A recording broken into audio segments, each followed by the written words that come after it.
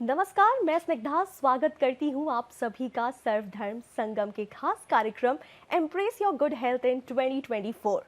आजकल की बदलती लाइफस्टाइल और एक ही पोस्चर में बैठे रहने से स्लिप डिस्क की समस्या काफ़ी ज़्यादा बढ़ती ही जा रही है और स्लिप डिस्क की समस्या इतनी बढ़ती जा रही है कि आज के रेट में 5% की आबादी इस समस्या से जूझ रही है। लेकिन आखिरकार स्लिप डिस्क की समस्याएं क्यों होती हैं, क्या है इसके कारण, क्या है इसके लक्षण और कैसे हम इसका रोकथाम कर सकते हैं, ये हम आज के खास कार्यक्रम में जानने वाले हैं। क्योंकि आज के हमारे खास कार्यक्रम में स्टूडियो में मौजूद है डॉक्टर विनीता कंसल।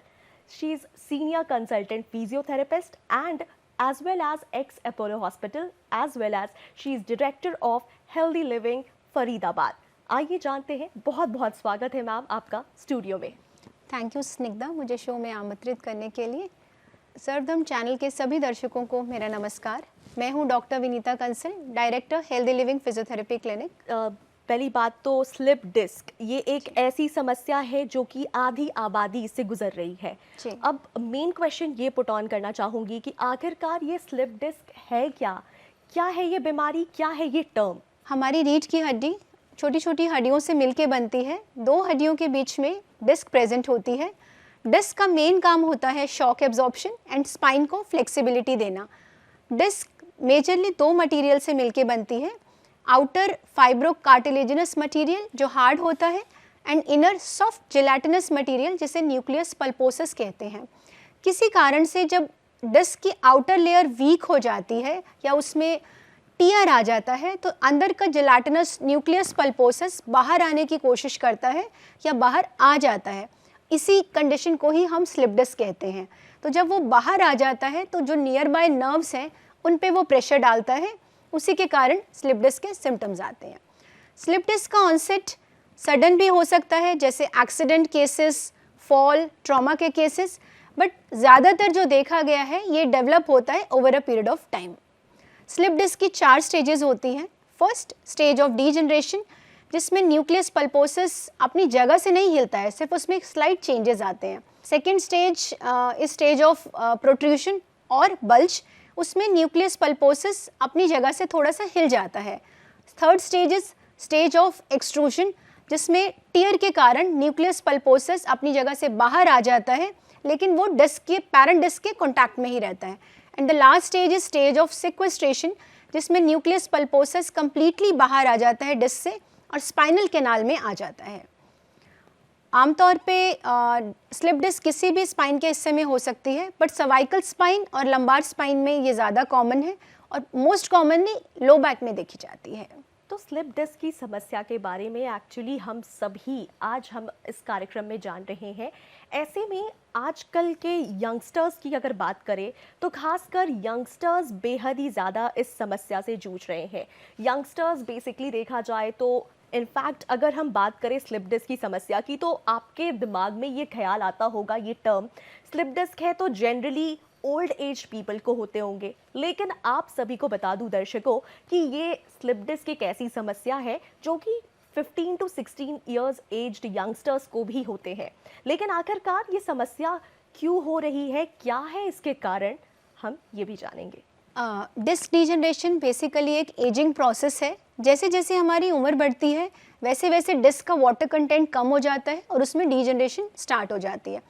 लेकिन कुछ कुछ कारणों के कारण ये डीजनरेशन बहुत जल्दी आ जाता है और फास्ट हो जाता है। तो आइए जानते हैं कि वो कारण क्या है। सबसे इम्पॉर्टेंट कारण है poor posture. Poor posture most of the time देखा गया है कि जो लोग अधिकतर लोग जिनका काम अधिक समय तक लैपटॉप पे रहता है या जो प्रोफेशंस जिनमें अधिक समय के लिए बैठना होता है, उसमें पुअर पॉस्चर के कारण मसल्स और लिगामेंट्स लेंथन हो जाते हैं। उनके लेंथनिंग के कारण स्पाइन पे फोर्सेस बढ़ जाते हैं और ये डिस्क डीजनरेशन का प्रोसेस बहुत फास्ट हो जाता है। सेकेंड कारण है सेडेंट्री लाइफस्टाइल। आजकल का लाइफस्टाइल इतना सेडेंट्री हो गया है कि हम most of the time physical activity में इन्वॉल्व नहीं होते हैं। ज़्यादातर टाइम हम गैजेट्स पे स्पेंड करते हैं, अपने मोबाइल फ़ोन्स पे स्पेंड करते हैं, तो उसके कारण भी ये समस्या ज़्यादा हो रही है। नेक्स्ट कारण है previous history of trauma.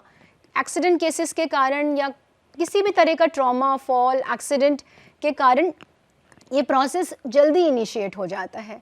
Next कारण है स्मोकिंग। स्मोकिंग हमारी स्पाइन की ब्लड सप्लाई को कम करती है, तो जब स्पाइन की ब्लड सप्लाई कम होती है तो डिस्क डिजनरेशन फास्ट हो जाती है और हीलिंग प्रोसेस स्लो हो जाता है। तो दर्शकों, हमने जाना कि आखिरकार स्लिप डिस्क के क्या कारण हैं, लेकिन क्या आपको पता है कि स्लिप डिस्क के क्या लक्षण हैं? कई बार ऐसी बीमारी यानी स्लिप डिस्क हमें हो तो जाते हैं, लेकिन आखिरकार इसके सिम्टम्स क्या हैं ये हमें पहचानने में काफ़ी दिक्कतें होती हैं। तो मैम, मैं आपसे जानना चाहूँगी कि आखिरकार स्लिप डिस्क के क्या कुछ सिम्टम्स हैं? नेक पेन या बैक पेन। नेक पेन का बाजू में रेडिएट होना, लो बैक पेन का टांगों में रेडिएट होना, टिंगलिंग या नमनेस जिसे हम झंझनाहट बोलते हैं, झंझनाहट या सुन्नपन हाथों में या पैरों में। पेशेंट को चक्कर आने की कंप्लेंट भी हो सकती है। सिवियर केसेस में इवन मसल वीकनेस भी हो सकती है। मेन लक्षण है स्लिप डिस्क के।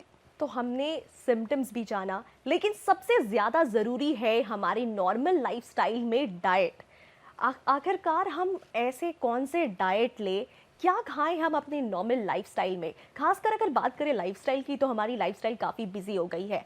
एवरीवन इज़ ऑफिस गोइंग, और ऑफिस के चक्कर में हम अपने डाइट को प्रॉपरली बैलेंस नहीं कर पाते। तो डाइट और बीमारी का काफ़ी बड़ा कनेक्शन होता है। ऐसे में मैम, आपसे जानना चाहूँगी कि आखिरकार स्लिप डिस्क की समस्या और डाइट एक दूसरे से कैसे कनेक्टेड है? क्या डाइट लेना चाहिए कि हम स्लिप डिस्क की समस्या को रोक सकते हैं? वैसे तो स्लिप डिस्क एक मैकेनिकल प्रॉब्लम है, लेकिन डाइट का भी एक इम्पॉर्टेंट रोल है। इनिशियल फेज़ में आपको एंटी इन्फ्लेमेटरी डाइट लेनी है जो बेसिकली इन्फ्लेमेशन को कम करे। उसमें आप विटामिन सी रिच फूड्स ले सकते हैं, जैसे blueberries, oranges, strawberries. Once the acute phase is over, उसके बाद आप collagen rich omega 3 fatty acid start कर सकते हैं। ओमेगा 3 फैटी एसिड्स आमतौर पे आलमंड्स, वॉलनट्स और अलसी के बीज जिनको बोलते हैं, फ्लैक्स सीड्स, उसमें पाए जाते हैं। आप कैल्शियम रिच डाइट ले सकते हैं, मिल्क एंड मिल्क प्रोडक्ट्स ले सकते हैं। ग्रीन लीफी वेजिटेबल्स बहुत इम्पॉर्टेंट सोर्स है विटामिन के का। विटामिन के हमारी बोन हेल्थ के लिए बहुत इंपॉर्टेंट होता है, तो ग्रीन सीजनल लीफी वेजिटेबल्स को अपनी डाइट में इंक्लूड करें। मोस्ट इम्पॉर्टेंट इज़ आपको क्या फूड्स अवॉइड करने हैं। आपको प्रिजर्वेटिव्स वाले फूड अवॉइड करने हैं, प्रोसेस्ड फूड्स अवॉइड करने हैं, जैसे रिफाइंड फ्लोर हो गया, मैदा हो गया, ये सब चीज़ें आपने अवॉइड करनी है। स्वीटनर्स, आर्टिफिशियल स्वीटनर्स आपने अवॉइड करने हैं। बेसिकली जितने भी ये जंक फूड हैं, प्रिजर्वेटिव्स वाले फूड हैं, वो आपको अवॉइड करने हैं, because sugars increases the inflammation. हमारा पर्पस होना चाहिए कि इन्फ्लेमेशन को हमें डाउन करना है। सो जितना आप ये वाले फूड खाएंगे, इन्फ्लेमेशन फर्दर एग्रीवेट होगी और कंडीशन फर्दर एग्रीवेट होती है। सो आपको शुगर लोडेड फूड्स अवॉइड करने हैं। तो दर्शकों, हमने ये जाना कि खासकर डाइट पर क्या ध्यान देना चाहिए, लेकिन अक्सर नानी दादी के जितने भी घरेलू उपचार होते हैं, सबसे पहले तरीके हम यही अपनाना चाहते हैं कि आखिरकार क्या घरेलू उपचार अपनाया जाए कि हमारी सारी बीमारियां ही ठीक हो जाए। ऐसे में हम जानना चाहेंगे मैम आपसे कि आखिरकार स्लिप डिस्क की समस्या को दूर करने के लिए क्या घरेलू उपचार अपनाया जाए? Basically acute episode of pain में जब आपको सिवियर पेन आए, उस समय आपको कोल्ड पैक लेना है। एक आम धारणा है जब भी पेन होता है हम गर्म की सिकाई कर लेते हैं, हम हॉट पैक ले लेते हैं, वहीं पे हम कंडीशन को बेसिकली ख़राब कर देते हैं। जब भी कंडीशन एक्यूट होती है तो पेन और सूजन वहाँ पे बहुत ज़्यादा होती है, उस समय हॉट पैक लेना बिल्कुल भी एडवाइजेबल नहीं है। एक्यूट सिम्टम्स में आपको कोल्ड पैक लेना है। Cold pack wrapped in a cotton cloth और टॉवल। आप एवरी 1 आवर भी इसको रिपीट कर सकते हैं। 10 मिनट्स तक आपको लेना है for first 2 to 3 days। Once the acute phase start settling down, 3rd और 4th डे ऑनवर्ड्स आप हॉट पैक से स्टार्ट कर सकते हैं। हॉट पैक आपको 10 to 15 मिनट्स के लिए लेना है और दिन में 3 से 4 बार रिपीट करना है।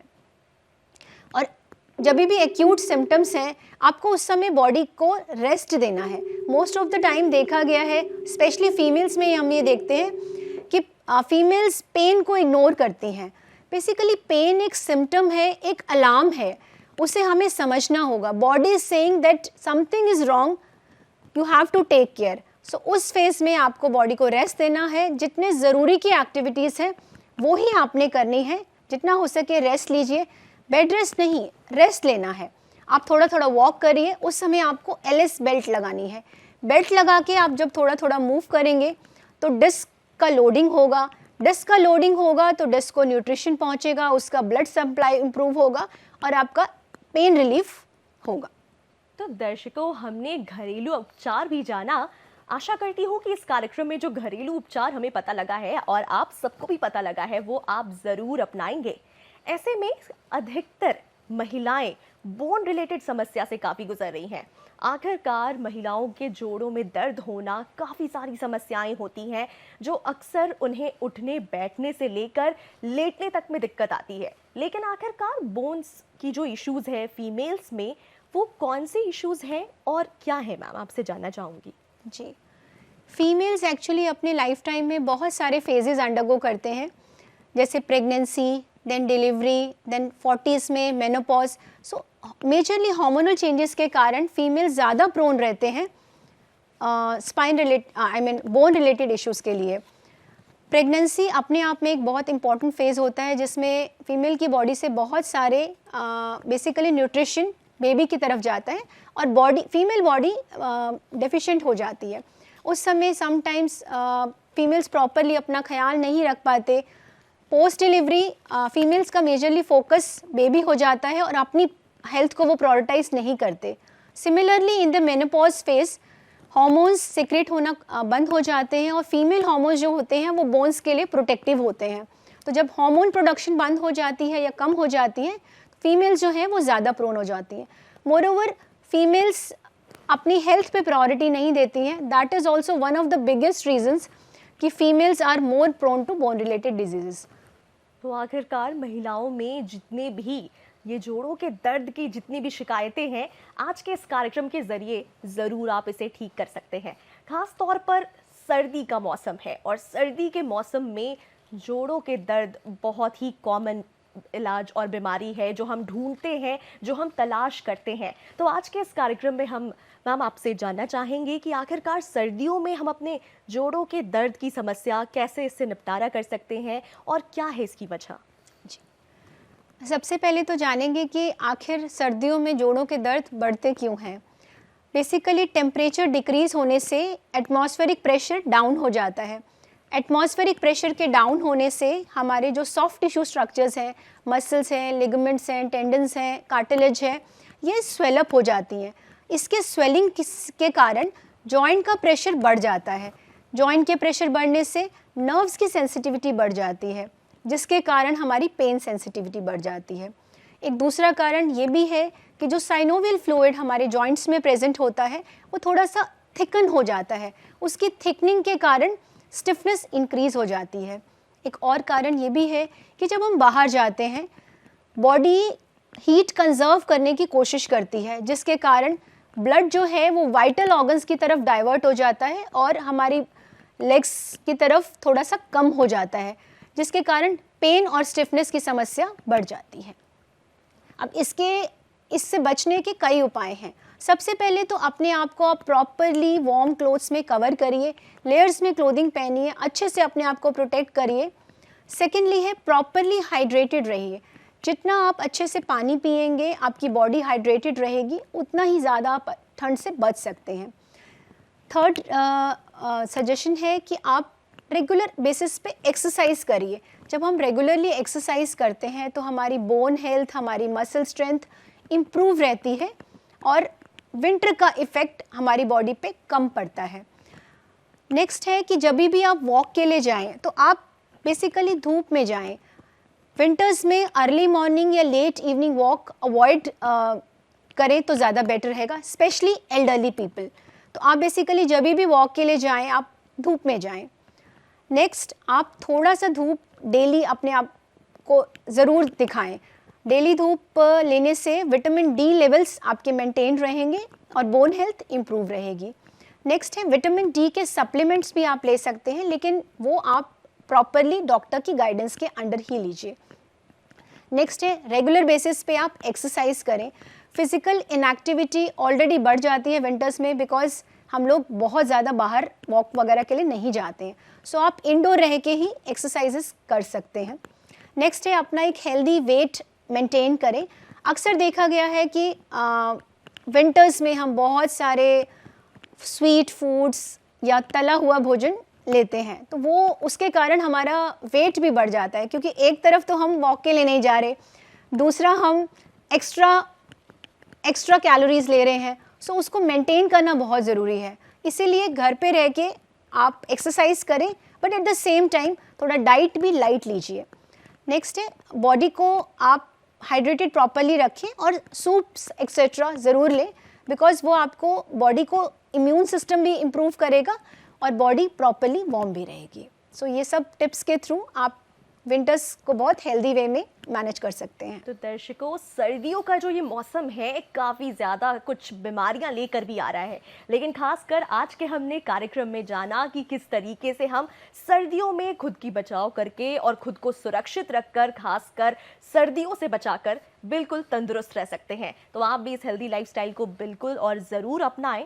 तो हम बात कर रहे हैं स्लिप डिस्क की। ऐसे में ये जानना बहुत ही ज़्यादा ज़रूरी है कि स्लिप डिस्क में खासकर क्या इन्वेस्टिगेशंस करनी चाहिए। Slip disc usually clinically easily diagnose हो जाता है। Still investigations are done to confirm the clinical diagnosis. MRI is the first choice of investigation. X-rays, but initial phase में सिम्टम्स नहीं आते हैं। क्रॉनिक फेजेस में एक्सरे में we can see the symptoms. Next is the NCV, जिसमें हम nerve conduction velocities check करते हैं। And the other investigation is EMG, जिसमें मसल स्ट्रेंथ कितना अफेक्टेड है वो पता चलता है। तो ये इन्वेस्टिगेशंस हैं जो हमें स्लिप डिस्क के दौरान पता लगते हैं, जो कि डॉक्टर यूजुअली रेकमेंड करते हैं, सलाह देते हैं। सो जनरली स्लिप डिस्क की समस्या में अक्सर जो जितने भी पेशेंट्स होते हैं वो अक्सर बेल्ट लगाते हैं या बेल्ट का इस्तेमाल करते हैं। कई बार पेशेंट्स जो हैं वो सालों साल तक बेल्ट लगाते हैं, लेकिन क्या ये हद तक कितना सही है, ये हम जानना चाहेंगे मैम आपसे। स्लिप डिस्क के एक्यूट फेज़ में बेल्ट लगाना बहुत ज़रूरी है। बेल्ट बेसिकली आपको प्रोटेक्शन देगा उस फेज़ में और इंजरी को फर्दर प्रिवेंट होने से रोकेगा। लेकिन अक्सर देखा गया है कि पेशेंट्स सालों तक बेल्ट लगा के रखते हैं, उसका बहुत ज़्यादा नेगेटिव इम्पैक्ट आता है उनकी हेल्थ पे। कंटिन्यूसली बेल्ट लगाने से हमारी मसल्स और वीक होती चली जाती हैं और सबसे बड़ा नुकसान होता है कि पेशेंट मेंटली बहुत डिपेंडेंट हो जाता है बेल्ट पे। जब भी वो बेल्ट नहीं लगाते हैं they don't feel secure. So patients को बेल्ट सिर्फ एक्यूट फेज़ में लगानी है। एक्यूट फेज़ मतलब जब सडन उनको बहुत ज़्यादा पेन आएगा तो इनिशियली उनको बेल्ट लगानी है। बेल्ट लगानी है वॉकिंग के टाइम पे या जब वो अपनी एक्टिविटीज़ कर रहे हैं जिसमें उनको ज़्यादा देर तक खड़े होना है या चलना है। ड्राइविंग या ट्रैवलिंग के टाइम पे आपको बेल्ट लगानी है। धीरे धीरे आपको बेल्ट को वीन करना है। Basically after 2 to 3 weeks of acute episode धीरे धीरे बेल्ट का यूज़ कम करना है। बेसिकली आपको बेल्ट तब सिर्फ ट्रैवलिंग या ड्राइविंग के टाइम पे लगानी है। तो दर्शकों, ज़्यादातर अमूमन ज़िंदगी में ऐसे ही कुछ होता है कि हम कहीं ना कहीं डिपेंडेंट हो जाते हैं, और ऐसे ही स्लिप डिस्क की समस्या में भी जो पेशेंट्स हैं वो बेल्ट पे डिपेंडेंट हो जाते हैं। बट दर्शकों, आपको ऐसा बिल्कुल नहीं करना है। जैसा कि अभी फ़िलहाल मैम ने बताया कि जब भी आप एक्टिविटीज़ करें तब ही बेल्ट का इस्तेमाल करें, जब भी ज़रूरत हो, ज़रूरत के हिसाब से। और साथ ही साथ आप दर्शकों की तरफ से भी दिमाग में कई सारे सवाल आते ही होंगे, और ये एक सबसे कॉमन सा सवाल है, रात के वक्त सोने का पोस्चर। क्योंकि रात के वक्त जब हम सोकर सुबह उठते हैं और उसके बाद जो दर्द होती है उससे काफ़ी सारे इश्यूज होते हैं, जिसकी वजह से हम फ्रेशनेस फील नहीं कर पाते हैं। तो आखिरकार मैम, स्लिप डिस्क की समस्या में सोने का पोस्चर क्या होना चाहिए? जी, रात को जब भी आप सोएं, जब आप कमर के बल सो रहे हैं तो नीज़ के नीचे आप एक पिलो लगा सकते हैं। अनटिलनेस आप कोई नी का स्पेसिफिक कंडीशन से जूझ रहे हैं जिसके लिए डॉक्टर ने आपको मना करा है, सपोज नी रिप्लेसमेंट हुआ है या ऑलरेडी नीज़ बेंड रहते हैं, ओनली उन केसेस में नहीं लगाना है। अदरवाइज आप नीज़ के नीचे पिलो लगा सकते हैं, that will relax your low back. जब भी आप करवट करके सोएं तो एक पिलो आप नीज़ के बीच में लगा सकते हैं, उससे हमारा जो स्पाइन है, लंबार कर्व है, वो न्यूट्रल रहता है। हिप लेवल और नी लेवल काफ़ी हद तक सेम लेवल में आ जाता है, and that is relaxing for the spine. आपने पेट के बल लेट के नहीं सोना है। पेट के बल लेटने वाला पोजीशन जो है वो लंग्स के लिए अच्छा है, but it's a very bad position for the spine, so वो आपने अवॉइड करना है। तो स्लीपिंग पॉस्चर बेहद ही ज़्यादा ज़रूरी है हमने जानना। तो आज के कार्यक्रम में हमने जाना कि आखिरकार हमारा स्लीपिंग पॉस्चर क्या होना चाहिए एग्जैक्टली, जिसकी वजह से जो स्लिप डिस्क की समस्या है वो कम हो सकती है। तो दर्शकों, जैसी ज़िंदगी हम जीते हैं उस पर बहुत कुछ निर्भर करता है कि आखिरकार हम अपने साथ किस तरह की बीमारी लेकर आ रहे हैं। तो लाइफस्टाइल में स्लिप डिस्क मैनेजमेंट का क्या रोल है मैम? जी सर, लाइफस्टाइल का बहुत इम्पॉर्टेंट रोल है, खाली स्लिप डिस्क में नहीं, आई विल से कि इन एनी डिजीज़ और एनी डिसऑर्डर। जितना लाइफस्टाइल हमारा एक्टिव रहेगा उतना हम बीमारियों से दूर रहेंगे। जब हम a healthy lifestyle basically includes regular exercise, a healthy diet and a positive frame of mind. जितना हम हेल्दी लाइफस्टाइल मेंटेन करेंगे उतना हमारी मसल स्ट्रॉन्ग रहेंगी। जितना हम रेगुलरली एक्सरसाइज करेंगे, हमारी मसल्स जब स्ट्रॉन्ग रहेंगी तो डिस्क पे लोड कम आएगा। जब डिस्क पे लोड कम आएगा तो उसका डीजनरेशन प्रोसेस स्लो डाउन हो जाएगा। नेक्स्ट है स्ट्रेस। जितना हम आजकल स्ट्रेस के कारण भी बहुत सारा प्रॉब्लम्स अर्ली इनिशिएट हो रहा है। बेसिकली स्ट्रेस जो है वो साइकोसोमैटिक डिजीज़ को राइज देता है। साइकोसोमैटिक डिजीज़ का मतलब है an emotion turning to a physical problem. So basically जब भी स्ट्रेस होता है वो फिजिकल, किसी न किसी फिजिकल फॉर्म में एंड अप हो जाता है। तो जितना हम स्ट्रेस मैनेजमेंट करेंगे, हम बेसिकली स्ट्रेस मेडिटेशन करेंगे या पॉजिटिव फ्रेम ऑफ माइंड रखेंगे, पॉजिटिव थिंकिंग रखेंगे, तो उस तरीके से हम बहुत सारी बीमारियों से बच सकते हैं। Next is a healthy nutritive diet. जितना आप हेल्दी डाइट लेंगे, बोन्स को, मसल्स को, बोन्स को न्यूट्रिशन प्रॉपरली पहुंचेगा और disc regeneration process slow down हो जाएगा। तो दर्शकों, आखिरकार हमारी लाइफस्टाइल बहुत ही ज़्यादा निर्भर करती है कि आखिरकार हम किस तरह की बीमारियां लेकर आ रहे हैं। तो डेफिनेटली आप अपनी लाइफस्टाइल को ज़रूर सुधारें। खासकर अब देखा जाए तो बिकॉज हमारे सामने फिजियोथेरेपिस्ट खुद बैठे हैं, तो अब इसमें ये जानना बेहद ही ज़रूरी है कि मैम फिजियोथेरेपी का एक्चुअली स्लिप डिस्क में क्या रोल है, क्या कुछ करते हैं मुझसे? फिजियोथेरेपी का स्लिप डिस्क के मैनेजमेंट में बहुत इंपॉर्टेंट रोल है। बेसिकली ये 2 कंपोनेंट्स में डिवाइडेड रहता है, preventive aspect and therapeutic aspect. Preventive aspect में पेशेंट को कम्प्लीटली एजुकेट किया जाता है regarding the condition, regarding the dos and don'ts, उनको क्या करना है, क्या नहीं करना है, क्या पॉस्चर्स उनके लिए ठीक हैं, क्या पॉस्चर्स उनके लिए ठीक नहीं हैं, उनको कैसे सोना है, कैसे चलना है, कैसे बैठना है, कैसे लैपटॉप पे वर्क करना है, उनका वर्क स्टेशन कैसा होना चाहिए। होम मेकर्स के लिए घर की जितनी भी एक्टिविटीज़ हैं, इवन कुकिंग से लेके और उनकी जितनी भी एक्टिविटीज़ हैं, उनको किस तरह से मॉडिफाई करा जा सकता है कि आपकी स्पाइन भी हेल्दी रहे, आपकी एक्टिविटीज़ मैनेज भी हो जाए, but at the same time वो मूवमेंट सेफ हो। नेक्स्ट आता है ट्रीटमेंट अप्रोच। ट्रीटमेंट अप्रोच में बेसिकली इनिशियल फेज़ में जब पेशेंट पेन में होता है तो हम बहुत सारी मशीन्स और टेक्निक्स के थ्रू पेन को ट्रीट करते हैं, जिसमें हम बहुत सारी फिजियोथेरेपी की मशीन्स मोडालिटीज़ यूज़ करते हैं। Once the patient pain is controlled, then we start with the strengthening program of the patient. Strengthening program में बहुत तरह की एक्सरसाइजेस कराई जाती हैं पेशेंट को। एक्सरसाइजेस कराने से पेशेंट का मसल स्ट्रेंथ इंप्रूव होता है, फ्लेक्सिबिलिटी इंप्रूव होता है, न्यूरोमस्कुलर कोऑर्डिनेशन इंप्रूव होता है।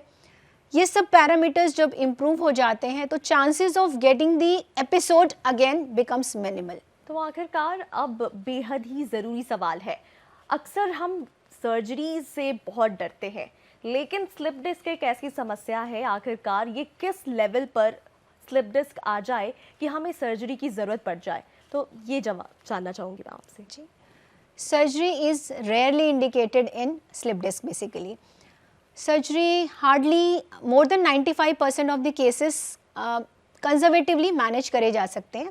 सर्जरी के बेसिकली कुछ सर्टेन इंडिकेशन हैं, उन्हीं केसेस में सिर्फ सर्जरी इंडिकेटेड होती है, जैसे sudden episode of severe muscle weakness, saddle anaesthesia, मतलब सेंसेशन जो है एनल रीजन में वो चली जाती है, and involvement of the bowel and bladder. इसका मतलब है कि पेशेंट का यूरिन पे और मोशन पे कंट्रोल जब अफेक्ट होना शुरू हो जाए, only in those cases surgery is indicated. Otherwise rest of the cases को हम इजीली कंजर्वेटिवली मैनेज कर सकते हैं। तो दर्शकों, हमने जाना कि आखिरकार स्लिप डिस्क के किस सिचुएशन में या किस स्टेज पर आकर सर्जरी का क्या रोल है या फिर हम कब तक बचाव कर सकते हैं। ऐसे में इसके साथ ही साथ, क्योंकि आज का कार्यक्रम बेहद ही खास है, हमने काफ़ी सारे सवाल लिए हैं, तो इसी बीच बेहद ही ज़रूरी होता है कि हमारे दर्शकों के लिए क्या खास मैसेज है आज हमारे लिए मैम के पास। मैं ये कहना चाहूँगी कि एक हेल्दी लाइफस्टाइल मेंटेन करिए, थोड़ा समय अपने लिए भी निकालिए। मॉर्निंग में जल्दी उठिए, एक्सरसाइज करिए, योगा करिए, प्राणायाम करिए, थोड़ा मेडिटेशन करिए। प्राणायाम और मेडिटेशन आपके स्ट्रेस लेवल्स को लो लाएगा। जब स्ट्रेस लेवल्स लो रहेंगे तो बहुत सारी चीज़ें लाइफ में अपने आप ठीक होती चली जाती हैं। एक अच्छा डाइट लीजिए। अक्सर देखा गया है कि हम सब काम कर रहे होते हैं लेकिन अपनी डाइट को इग्नोर कर देते हैं, तो डाइट को इग्नोर मत करिए, अपने आप को प्रायोरिटाइज़ करिए, हेल्दी डाइट लीजिए, पॉजिटिव थिंकिंग रखिए हमेशा। जब आप पॉजिटिव थिंकिंग रखेंगे तो लाइफ के सारे फ्रेम्स में आप पॉजिटिविटी लाएंगे। You will attract success, you will attract abundance in your life. So stay healthy, stay happy. तो दर्शकों, आज के खास कार्यक्रम में हमने खासकर जाना कि स्लिप डिस्क की समस्या कैसे होती है, कैसे इसके रोकथाम हम कर सकते हैं। उम्मीद करती हूँ इस बार की सर्दी आपकी बेहद ही अच्छी गुजरेगी, क्योंकि आज के खास कार्यक्रम में हमने सारे बचाव, सारे प्रिकॉशंस आपको बताने की कोशिश की है। मैम, आपका बहुत ही बहुत धन्यवाद हमारे दर्शकों को यूं जागरूक करने के लिए। My pleasure. तो दर्शकों, आज का कार्यक्रम आप सभी के लिए बेहद ही खास रहा है और आप इन तमाम उपायों को अपनाते हुए अपने आप को भी बचाएं स्लिप डिस्क की समस्या से और साथ ही साथ सर्दियों में हो रही तमाम समस्याओं से, और खासकर आप भी वो तमाम प्रिकॉशंस अपनाएं और अपने लाइफ को बिल्कुल हेल्दी, फिट एंड फाइन बनाएं। तो इसी कार्यक्रम में फिलहाल बस इतना ही। मुझे दीजिए इजाजत। नमस्कार।